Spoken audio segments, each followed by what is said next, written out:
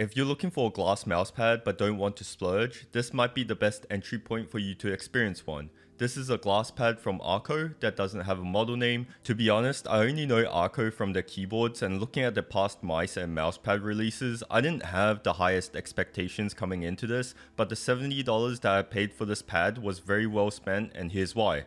First, the texture. The Akko glass pad is textured lightly, more than the Super Glide and the Warhack 4.0. You can feel a slight graininess when you move your arm or finger across the surface, but it doesn't irritate my skin at all, and doing faster movements pretty much negate this and ends up feeling smoother instead.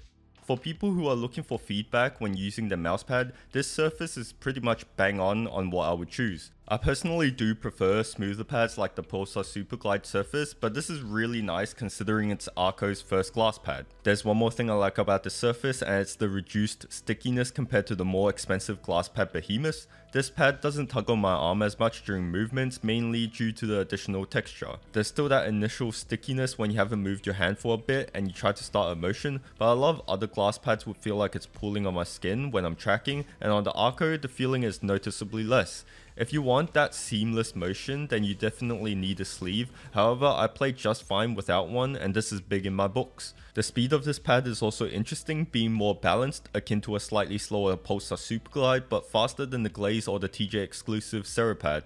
This is due to the dynamic friction being higher than the typical glass pad. You can see here when I slide the mouse across, it comes to a dead stop pretty fast. On dot skates it's a little quicker, but it is without a doubt a slower pad compared to most of its competitors. I personally like speedier glides, especially when it's glass, but the higher dynamic friction allows for a more controlled experience. It's not muddy at all, obviously, because it's a hard surface, but the added control can make tracking feel less hectic. When you have lower dynamic friction, knowing how to use that speed is key, and if you're coming from a cloth pad, chances are you'll need some time to adjust. Reducing that speed can make your tracking a little less seamless and effortless, but at the same time make it much easier for people to get used to a glass pad. Although I mentioned this having more control, it is still fast in comparison to cloth pads, but slow relative to the glass pad market. The static friction on the other hand is very low, which is perfect for micro adjustments. High static friction adds stability to shots as it requires more force to move your mouse. However, a downside is that in situations where you need to micro adjust several times in the fight, the higher static friction works against you, sometimes even feeling like your mouse is stuck onto the pad, and that could be due to both the friction and increased tension in game. With the Akko, small movements is effortless, and even though it's less stable, I would say that the pad is still great for TAC FPSs where most of your gunfights revolve around adjusting your crosshair to the target. Due to the low TTK in those games, crosshair placement takes higher priority over raw aim, so many fights will end up with you needing to move your mouse just slightly, and the low static friction here is great for that. It's also perfect for tracking games as it's easier to react to strafes and instantly change directions without much hassle. The combination on this pad is very good. Now, how does the Akko compare to the best glass pad right now, the Warhack 4.0? Well, the 4.0 plays very differently from the Akko obviously. The 4.0 has very low static and dynamic friction, which makes it a true speed pad. Playing on that pad is kinda similar to driving a car that goes from 0 to 100 in say under 3 seconds, because you'll be surprised at the speed it gives you when you're not paying attention.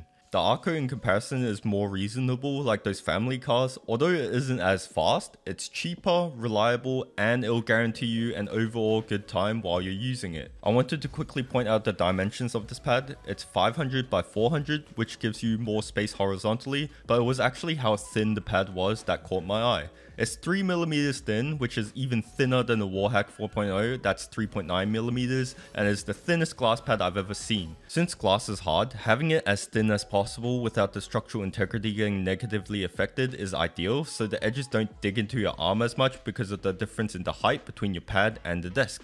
Unfortunately, this didn't turn out as I expected, because when I put the 4.0 next to this, they're the same.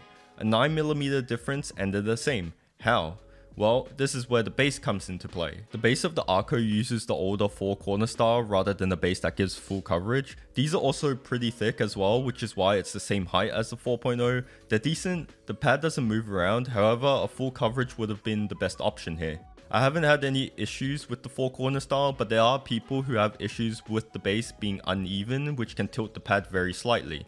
I wouldn't see this as a huge con and a factor from stopping people from buying this, but they could have made it perfect. Lastly, the design, which I don't get. It's your standard pure white with the frosty look and the Akko logo at the top right corner. This looks pretty sick, and then you look to the left. This borderline is copying Warhack but worse. Instead of having the model name, which they don't have, or the company name, they added the most inspirational quote I've ever seen in my life.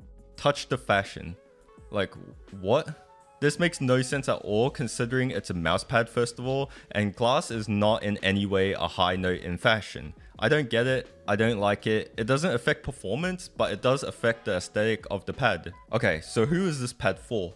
I did mention this in the beginning, but this would be a great buy for people looking to try out a glass pad. This is a very good option because it's a good step up in terms of speed without feeling too uncontrollable, and it's a lot cheaper at $70 compared to the $120 Warhack.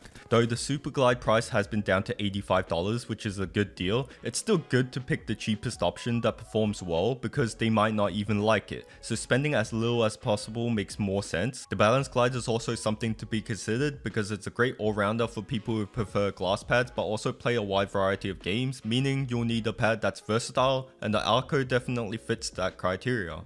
Overall, this pad does a lot of things right. In terms of pure performance, this is on par with the top dogs, but when you include the price as a factor, this could be the new GOAT of glass pads if they put on a better base. And also the design, touch the fashion, really?